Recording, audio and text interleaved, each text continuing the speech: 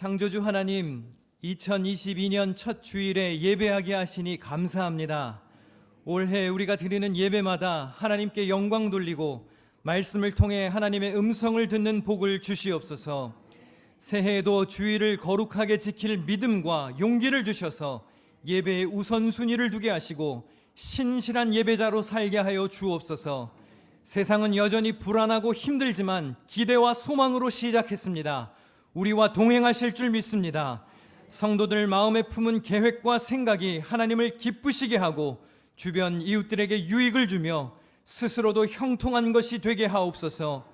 함께 있지 못하고 객지, 외국, 군대, 병상에 있는 성도들이 있습니다.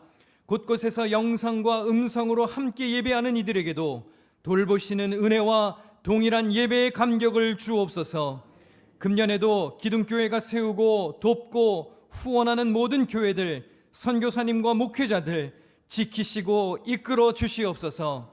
말씀 전하는 종의 입술을 주장하시어서 들을 때 은혜 넘치게 하옵소서. 두고 온 뉴욕 기둥교회와 성도들을 목자 없는 양처럼 두지 마시고 우리 주님께서 보살펴 주시옵소서. 견실한 믿음을 소유하는 새해가 되기를 바라며 예수님의 이름으로 기도하옵나이다. 아멘. 할렐루야. 2022년에 하나님의 은혜와 평강이 함께 계시기를 축원합니다. 올해 목회 주제는 견실, stand firm입니다. 이 주제는 기둥교회, 천안기둥교회, 밴쿠버 기둥교회와 뉴욕 기둥교회, 그리고 오사카 북북교회가 공유합니다. 세상은 여전히 불안하고 혼란스럽지만 우리는 견실한 믿음으로 승리해야 합니다. 우리 금년 주제 말씀을 힘차게 같이 읽도록 하겠습니다. 시작. 그러므로 내 사랑하는 형제들아, 견실하며 흔들리지 말고 항상 주의 일에 더욱 힘쓰는 자들이 되라. 이는 너희 수고가 주 안에서 헛되지 않은 줄 알미라. 아멘. 따라서 하겠습니다. 견실하며 흔들리지 말고, 견실하며 흔들리지 말고. 우리 옆에 계신 분들하고 한번 인사할까요? 새해 견실합시다. 이렇게 인사하겠습니다. 새해 견실합시다. 예나 지금이나 우리의 삶을 뒤흔들고 또 믿음을 꺾으려는 것들이 있습니다. 세상이, 악한 마귀의 권세가, 또 주변 사람들과 많은 일들이 우리를 가만히 두지 않습니다. 베드로전서 5장 8절과 9절입니다. 근신하라, 깨어라. 너희 대적 마귀가 우는 사자같이 두루 다니며 삼킬 자를 찾나니 너희는 믿음을 굳건하게 하여 그를 대적하라. 이는 세상에 있는 너희 형제들도 동일한 고난을 당하는 줄을 알미라.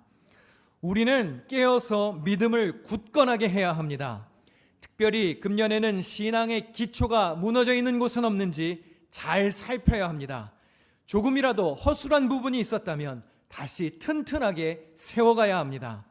어떠한 역경과 시련이 닥쳐도 견실하고 흔들리지 않는 그런 단단한 믿음을 소유하시기를 축원합니다. 앞으로 4주 동안 내 교회가 견실을 주제로 같은 말씀을 전할 것입니다. 첫 번째 순서를 제가 맡았는데 마침 또 제가 한국에 있네요. 그래서 직접 설교하게 되었습니다. 아무래도 젊고 신선한 사람이 스타트를 끊는 게 좋겠죠? 예. 말은 이렇게 하지만 저도 올해 한국 나이로 40이 되었습니다. 내 교회의 내 목회자 4인 4색의 설교를 듣게 되실 텐데 감동을 주시는 분은 한 성령님입니다. 그러나 은혜는 4배가 있을 줄로 믿습니다. 기둥교회는 1971년에 세워졌습니다. 올해로 51년째 역사를 이어가고 있습니다. 소사중앙교회에서 부천중앙교회로, 그리고 지금의 기둥교회가 있기까지 총 6차례 건물을 건축했고 이제 7번째 공사를 하는 중에 있습니다. 건물 사진들이 나가고 있는데 기억들 아시나요? 예, 지금 비전센터로 왔고 이제 부흥관이 건축되었고 이제 지금 리모델링과 증축이 진행 중에 있습니다. 현재 공사 중인 건물과 부흥관은 특별히 내진 설계가 되어 있습니다. 내진 설계란 지진이 일어나도 그 진동을 견딜 수 있게 건축물의 내구성을 강화하여 설계하는 것을 말합니다. 지진이 발생하면 상하 진동보다 좌우의 진동이 더 심하게 일어난다고 합니다. 그래서 이 수평 진동을 견딜 수 있게 건축물 내부의 가로축을 튼튼하게 하는 것이 내진 설계의 핵심입니다. 우리나라는 1988년부터 내진 설계법이 시행되었습니다. 그 법에 따르면 3층 높이 13m 이상의 건축물이나 연면적 500제곱미터 이상의 건축물은 규모 6.0에서 7.0의 지진에 대응할 수 있는 내진 설계를 해야 합니다. 한국은 그렇게 지진이 자주 발생하는 나라는 아니죠. 하지만 최근 중간 규모의 지진이 여러 차례 발생했습니다. 그래서 한국도 이제는 지진 안전지대가 아니라고 말하죠. 그리고 내진 설계에 대한 관심이 많아졌습니다. 내진 설계를 하면 일반 건축보다 공사 비용이 많이 들어갑니다. 그리고 공사 기간도 오래 걸립니다. 건축이 끝나도 그게 내진 설계가 된 건물인지 안 된 건지 티도 나지 않습니다. 괜히 시간과 돈만 더 들인 것 아닌가 생각이 들 수도 있습니다. 하지만 평소에는 아무런 이익이 없는 것 같아도 지진이 나서 흔들기 시작하면 내진 설계의 진가가 발휘됩니다. 우리의 신앙생활도 마찬가지입니다. 아무 일 없을 때는 멀쩡해 보입니다. 모두 다 신앙이 잘 서 있는 것 같고 튼튼해 보입니다. 하지만 삶의 풍파가 들이닥치면 겉만 멀쩡한 성도인지 아니면 영적 내진 설계가 잘 된 성도인지 구분할 수 있습니다. 내진 설계가 잘 되어 있어야 건물이 지진에 무너지지 않듯이 영적 내진 설계가 잘 되어 있어야 성도는 삶의 위기에도 견실하게 남을 수 있습니다. 오늘 본문 시편 62편은 신뢰시, 교훈시 혹은 지혜시 등으로 분류됩니다. 우리 본문 1절을 다 같이 읽어보겠습니다. 시작. 나의 영혼이 잠잠히 하나님만 바라며 나의 구원이 그에게서 나오는도다. 시편 기자는 잠잠히 하나님만 바란다고 고백합니다. 지금 그가 먹고 살기가 좋아서 만사가 태평해서 하나님만 바라보겠다는 것이 아닙니다. 3절 말씀에 보면 그의 상황을 알 수 있습니다. 넘어지는 담과 흔들리는 울타리 같이 사람을 죽이려고 너희가 일제히 공격하기를 언제까지 하려느냐. 저자는 지금 원수들에게서 생명이 위태로울 만큼 공격을 받고 있습니다. 평안할 때가 아닙니다. 지진이 일어났을 때 수평 진동이 심하게 일어나는 것처럼 사람과의 관계에서 문제가 발생했습니다. 다급한 위기가 발생했습니다. 이럴 때 믿음을 가진 성도는 어떻게 행동해야 할까요? 건물의 가로축이 든든해야 내진 설계가 잘 되어 있어야 건물이 든든하게 서 있듯이 원수의 위협에 맞설 수 있는 뛰어난 전략이 필요해 보입니다. 대응 공격을 해야 할 것으로 보이는 것이 상식입니다. 그래야 가로축을 강화할 수 있지 않겠습니까? 그런데 저자는 오직 하나님 한 분만 잠잠히 바란다고 고백합니다. 어떠한 반격과 어떠한 저항을 하지 않습니다. 성도는 같이 맞서 싸우는 것으로 가로축을 강화하는 것이 아닙니다. 내가 공격을 받았다 그래서 똑같이 되돌려주는 것이 능사가 아닙니다. 오히려 원수 앞에 저자는 침묵하는 의연함을 보이며 조용히 하나님만 바라고 기다린다라고 고백합니다. 그러니까 가로축이 아니라 영적 세로축을 오히려 강화하고 있습니다. 왜 그렇지요? 구원이 주님께로부터 임하기 때문입니다. 이것은 하나님을 향한 전적인 신뢰가 없으면 불가능한 일입니다. 하나님과의 관계가 바르게 세워져 있어야만 하나님께서 이 가로축도 든든하게 세워주시는 것입니다. 여러분은 어려운 일을 만나면 어떻게 행동하시나요? 사실 위기 앞에 잠잠하기란 쉽지 않습니다. 영적 내진 설계가 잘 되어 있지 않은 분들은 오히려 위기 때 말이 많아집니다. 무슨 말을 많이 하나요? 큰일 났다. 어떡하면 좋냐. 호들갑을 떨기도 하죠. 이게 왜 하필 나한테 일어난 일이냐. 억울함을 호소하기도 합니다. 내가 뭘 그렇게 잘못했냐고 무죄를 호소하기도 하고 이건 아니지 않나 하나님께 따지고 항변하기도 합니다. 그러나 우리의 입술에 말이 많아진다고 해서 근본적인 문제가 해결되는 경우는 그리 많지 않습니다. 사람들의 동정심보다는 오히려 의심을 받게 될 수도 있습니다. 그래서 시편 저자는 입을 굳게 다물고 하나님만 바라보기를 택합니다. 하나님을 전적으로 신뢰하는 사람은 잠잠히 하나님을 바라보며 그분의 정의와 그분의 공의가 이루어지기를, 하나님의 뜻이 내 삶에 이루어지기를 기도하는 겁니다. 물론 세상에 나가서 잠잠하면 바보 취급 당하기 쉽습니다. 하지만 하나님을 믿고 의지한다면, 구원이 하나님으로부터 임한다는 사실을 우리가 안다면 잠잠히 하나님을 기다릴 수 있습니다. 그렇게 조용히 잠잠히 하나님만 바라고 기다리는 자세, 그것이 영적 내진 설계가 잘된 성도의 모습이라고 할 수 있습니다. 우리는 고난과 역경 앞에 내 말이 많은지, 내 목소리가 큰지, 아니면 하나님이 말씀하시도록 내 소리를 줄이는지 한번 생각해 보아야 합니다. 악인의 형통을 지켜본 시편 저자의 태도를 보실까요? 시편 39편입니다. 내가 말하기를 나의 행위를 조심하여 내 혀로 범죄하지 아니하리니 악인이 내 앞에 있을 때에 내가 내 입에 재갈을 먹이리라 하였도다. 내가 잠잠하여 선한 말도 하지 아니하니. 지금 시편 저자의 눈앞에 악인이 서 있습니다. 나를 괴롭게 하는 악인입니다. 말씀대로 살지 않았음에도 불구하고 그는 형통합니다. 그러면 말하고 싶지 않을까요? 왜 저 사람은 저렇게 잘 되냐고 따지고 싶지 않겠습니까? 그런데 시편 기자는 입에 재갈을 먹이고 잠잠합니다. 심지어 어떤 말도 하지 않는다고 고백하나요? 선한 말조차도 하지 않습니다. 자기 자신의 입은 다물고 이 문제에 대한 하나님의 음성을 듣겠다는 태도인 것이죠. 여러분, 원래 성도들의 모습은 이래야 하는 겁니다. 그런데 우리가 이걸 잘 못하니까 하나님이 강제로 재갈을 물려주셨잖아요. 지금 여러분 다 못 쓰고 계세요. 재갈을 물고 계시잖아요. 그 하나님이 씌워준 거 아닐까요 혹시? 의연하게 하나님만 바라보지 않으니까 그렇게 좀 살으라고, 맞서 싸우지 말고 대응하지 말고, 그러다가 너도 무너지고 지진처럼 다 허물어지지 말고 잠잠하게 하나님 좀 바라보라고 물려놓은 거 아닐까요? 사람은 공정하지 못합니다. 평정심을 지키기도 어렵습니다. 그래서 스스로 문제를 해결하려다가 오히려 상황을 그르칠 때가 많이 있지요.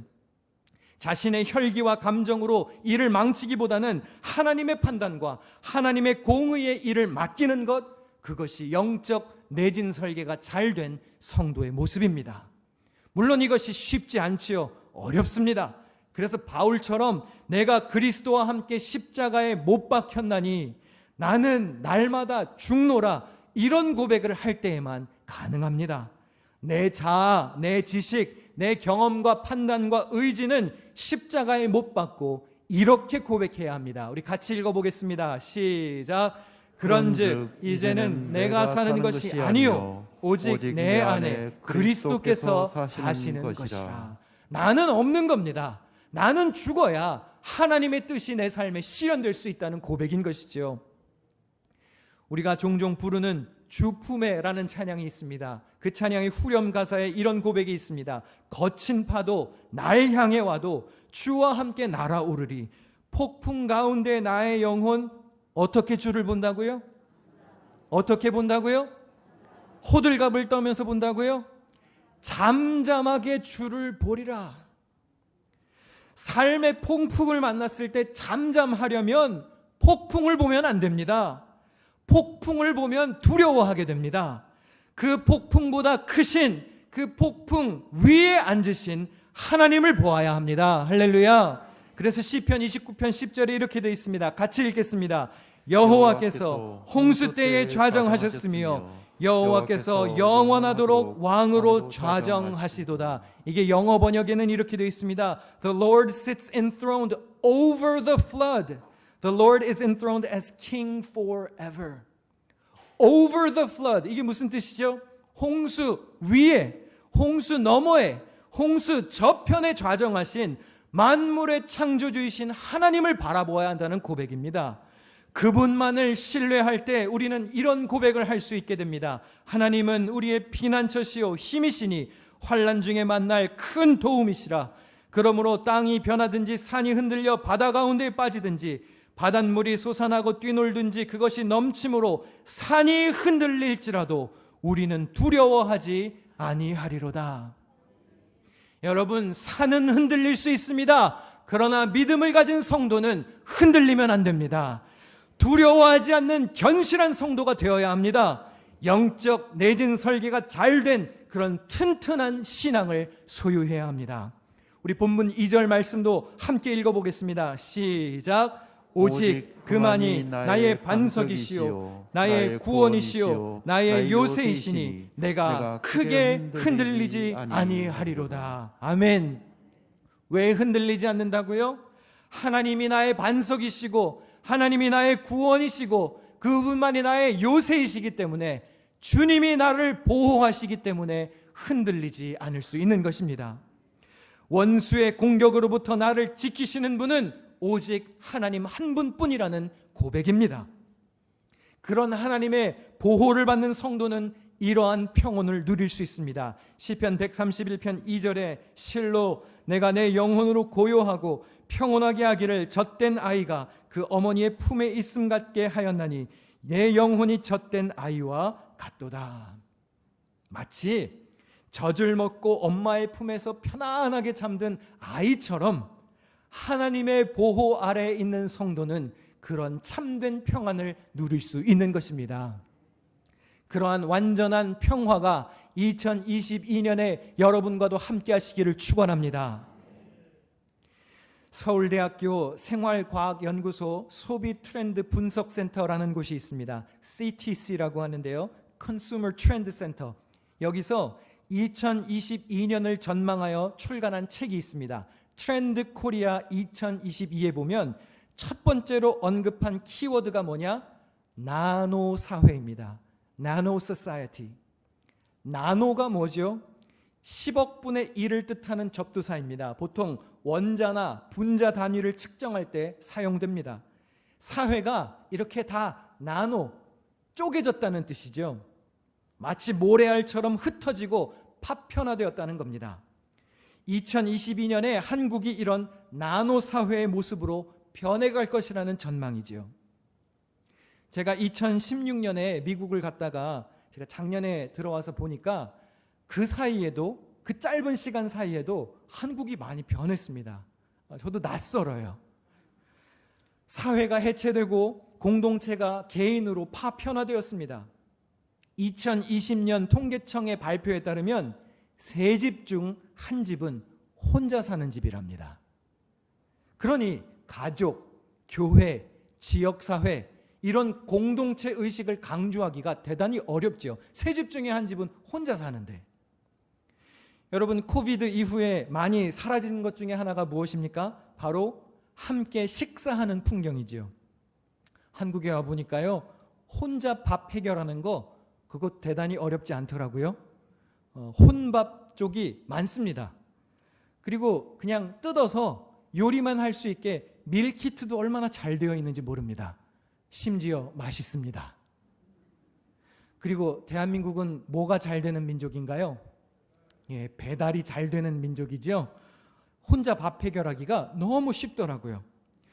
회사 회식도 다 사라졌습니다. 교회 친교도 없어졌습니다. 심지어 가족 모임도 줄었습니다. 한번 여쭙겠습니다. 여러분은 이러한 현상이 좋은가요? 아쉬우신가요? 그런데 놀랍게도 설문조사에 응한 사람의 48.1%가 이렇게 함께 식사하는 자리가 사라져서 좋다고 대답했습니다. 특히 30대는 51.8%로 가장 비중이 높았습니다.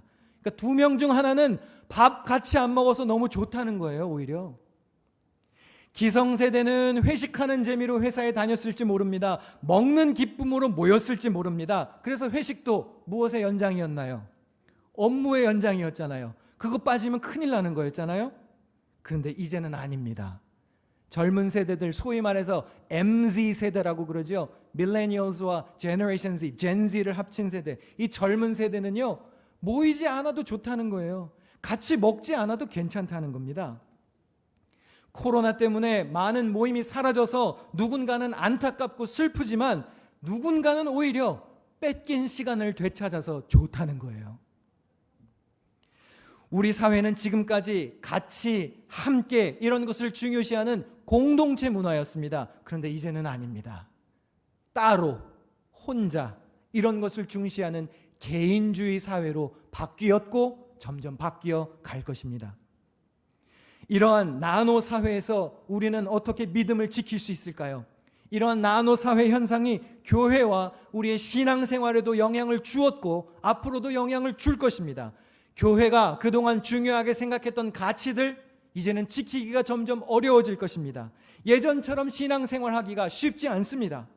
성경은 뭐라고 그랬죠? 날마다 마음을 같이하여 모이기에 힘쓰라고 그랬는데 날마다 모이기에 힘쓸 수 있을까요? 교회가 이제 열정적으로 예전처럼 막 으쌰으쌰 하면서 모이던 모습, 활기찬 교회의 모습 이런 거 다시 볼 수 있을지 모든 것이 불투명합니다. 대규모 집회, 공동 식사, 공동 활동, 수련회, 야유회, 친교회 시간 등 이런 것들을 과연 다시 할 수 있을지 확실하지가 않습니다. 그동안 우리를 끈끈하게 묶어주었던 활동들이 사라졌습니다. 사회도 해체되었지만 교회와 성도도 해체되었습니다. 이 나노 사회 현상이 교회에 불러온 대표적인 결과물이 무엇일까요? 가나안 성도의 증가입니다. 여러분, 가나안 성도가 뭔지 아세요? 교회 안 나가! 안 나가를 거꾸로 한번 해보세요. 안 나가! 그 거꾸로. 그게 가나안 성도래요. 교회에 안 나가는 성도들. 그러니까 지금 어쩔 수 없이 영상 예배 드리시는 분들 말고 교회의 회의감을 느끼고 좌절하고 실망해서 교회를 안 다니는 이들을 가나안 성도라고 한대요. 그런데 코로나 이후에는 더 많아졌고요. 특별히 젊은 사람들이 교회를 많이 떠납니다. 한 설문조사에 따르면 젊은이들이 교회를 떠나는 대표적인 이유들이 이렇답니다. 목회자에 대한 실망이 있대요. 언행이 불일치하고 설교 때 부적절한 발언을 하고 상처되는 말을 많이 해서 교회 안 나간대요. 두 번째, 공동체적 요인이 있답니다. 공동체의 일원이 되기에 장벽이 너무 높아서 싫다는 거예요. 세 번째, 신앙의 회의감을 느꼈답니다. 교회가 영적인 필요를 채워주지 못해서 그게 아쉬워서 교회를 떠난다는 것이죠. 성도들의 영적 내진 설계에 실패한 교회와 리더들의 책임이 막중해진 시대가 되었습니다. 이제 교회는 어떻게 해야 할까요? 계속 쇠퇴하는 이 교회를 바라보기만 해야 할까요? 다들 교회의 미래가 절망적이라고 얘기합니다. 문 밖에만 나가보면 아시잖아요. 성경책 들고 교회에 오는 모습을 사람들이 곱게 보던가요? 그럼에도 불구하고 우리는 희망을 찾아야 하지 않겠습니까? 사람은 사회적 동물이기 때문에 결국에는 누군가와 연결되고자 하는 욕구가 있습니다. 다만 이제는 불특정 다수와 공동체를 이루는 방식에서 개인의 취향에 맞는 이들과 연결되는 방식으로 바뀌어야 할 때가 되었음을 알아야 합니다. 지금까지 교회는 대규모 집회, 대규모 교육 시스템에 익숙해져 있었습니다. 그러나 이제는 성향에 따라, 가치관에 따라, 은사에 따라 세밀하게 개인이나 소그룹 맞춤형으로 양육 체계를 전환해야 할 때가 왔습니다. 이제 더 이상 한 자리에 사람이 많이 모였다고 자랑하는 시대는 끝났습니다. 오히려 끈끈하고 친밀한 소그룹 모임의 중요성이 더 커질 것입니다. 지금 증축하는 건물에는 소그룹실이 많다고 들었습니다. 한꺼번에 예배실에 1000명 이상 모이지 않고요. 800명, 400명, 200명 또는 그 이하로 분산해서 모일 수 있게 건물이 준비되고 있습니다. 각 층에 또 각 방에 교회 어디에서도 예배할 수 있고 다양한 형태로 모일 수 있게 준비되고 있습니다. 코로나 때문에 불가피한 변화가 많이 생기고 있지만 어쩌면 더 나은 모습으로 발전하는 전환의 발판이 될 수도 있습니다. 성도들이 더욱 영적 내진 설계를 잘 할 수 있도록 기둥교회는 시대에 걸맞게 체질 개선을 하는 것인지도 모릅니다. 모든 일에는 하나님께서 뜻하신 바가 있습니다. 하나님의 계획이 있음을 믿어야 합니다. 물론 우리에게 가장 중요한 것은 흔들리지 않는 믿음입니다. 아무리 건물이 좋고 시스템이 좋고 교육 과정이나 외적인 조건들이 좋아도 마음이 흔들리고 믿음 저버리고 교회에 실망해서 등 돌려버리면 아무런 의미가 없는 것이죠. 성도 한 사람 한 사람이 각자 튼튼하게 영적 내진 설계를 해야 합니다. 신앙생활 하다 보면 위기가 주로 언제 오지요? 하나님과의 수직적인 관계에서 오는 경우는 그렇게 많지 않습니다. 하나님 때문에 실망해서 교회 안 나가요. 그러는 사람은 별로 없어요. 대부분 왜 실망하지요? 누구 때문에, 저 사람이 뭐라고 말해서, 저 사람이 나한테 무슨 짓을 해서, 사람들과의 수평적인 관계에서 대부분 문제가 발생합니다. 여러분, 내진 설계는요, 건물의 가로축을 튼튼하게 하는 게 핵심이라고 그랬죠? 신앙생활도 마찬가지입니다. 하나님과의 수직적인 관계도 매우 중요합니다. 하지만 사람과의 관계, 이 가로축도 든든해야 해요. 그래야지 좌절하지 않을 수 있습니다. 그래야 서로 이끌어주고 붙잡아주고 힘을 줄 수 있지 않겠습니까? 내진 설계는 일반 공사보다 시간이 오래 걸립니다. 영적 내진 설계도 마찬가지입니다. 이게 신앙의 기본기가 어디 하루아침에 이루어질까요? 시간이 오래 걸리더라도, 조금 어렵고 번거롭더라도 성도는 신앙생활의 기본기를 잘 다져야 합니다. 먼저 예배 생활을 잘해야 합니다. 할 수 있는 대로 모여야 하고요, 온라인으로 예배를 하더라도 정성을 다해서 예배해야 합니다. 예배는 신앙생활의 기본입니다. 또 말씀 묵상과 공부에도 최선을 다해야 합니다. 시간과 장소를 구별하여 기도하고 봉사하고 섬기고 복음을 전하고 선교하는 일에도 앞장서야 합니다. 이런 것들이 신앙생활의 기초요, 밑바탕입니다. 이게 잘 되어 있어야 누가 와서 이게 흔들어도 쉽게 흔들리지 않는 것이죠. 내진 설계는 일반 건축보다 비용도 많이 들어갑니다. 영적 내진 설계도 그럴 수 있습니다. 달리 말하면 시간도 들어가고요, 정성도 들어가야 하고요, 노력도 들어가야 하고, 어쩌면 나의 재물도 희생해야 할 수도 있습니다. 그러나 믿음의 기초를 세우는 일에 소홀하면 안 됩니다. 시편 기자는 하나님을 신실하게 따르는 의인의 삶이 이런 것이라고 알려줍니다. 우리 같이 읽어보겠습니다. 시작. 그는 넘어지나 아주 엎드러지지 아니함은 여호와께서 그의 손으로 붙드심이로다. 세번역 성경은 이렇게 되어 있습니다. 어쩌다 비틀거려도 주님께서 우리의 손을 잡아주시니 넘어지지 않는다. 할렐루야. 하나님이 붙들고 있는 견실한 사람은 넘어지지 않습니다. KO되지 않습니다. 할렐루야. 사랑하는 성도 여러분, 교회와 사회가 파편처럼 해체될지라도 우리가 여전히 공유할 수 있는 유일한 소망은 구원자가 되시는 예수 그리스도입니다.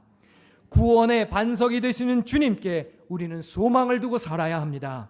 우리 본문 2절 말씀을 다 같이 한번 읽어보겠습니다. 시작. 오직 그만이 나의 반석이시요 나의 구원이시요 나의 요새이시니 내가 크게 흔들리지 아니하리로다. 저를 따라서 해보실까요? 흔들리지 아니하리로다. 우리 조금 더 크게 흔들리지 아니하리로다. 2022년에 어떠한 역경과 시련이 닥쳐도 우리를 보호하시고 지키시고 우리를 붙들고 계시는 그 하나님의 손을 붙잡고 흔들리지 않는 삶의 주인공들이 되시기를 축원합니다. 기도하겠습니다. 전능하신 하나님, 2022년을 살게 하심 감사합니다. 모든 것이 확실하지 않고 불안한 사회입니다. 공동체가 개인으로 쪼개지는 세상이고 교회의 위기라 말하고 신앙의 회의를 느끼고 주님을 등지는 이들도 많아지고 있습니다. 그러나 우리는 믿음의 기초를 잘 세우고 영적 내진 설계를 잘 하여서 구원의 반석이 되시는 하나님을 바라보게 하여 주옵소서. 우리의 산 소망이 되시는 예수 그리스도를 붙들게 하여 주옵소서. 믿음의 여정을 잘 마칠 수 있도록 성령께서 성도들의 삶을 주장하시고 가정과 일터와 생활의 현장에 동행하여 주시옵소서. 예물을 봉헌하려고 합니다. 새해에도 성도들의 일터가 복되게 하시고 때에 따라 쓸 것을 공급하여 주시옵소서. 넉넉히 드리고 넉넉히 나누고 넉넉히 누리기에 부족함 없게 하여 주시옵소서. 감사드리며 예수님의 이름으로 기도하옵나이다. 아멘.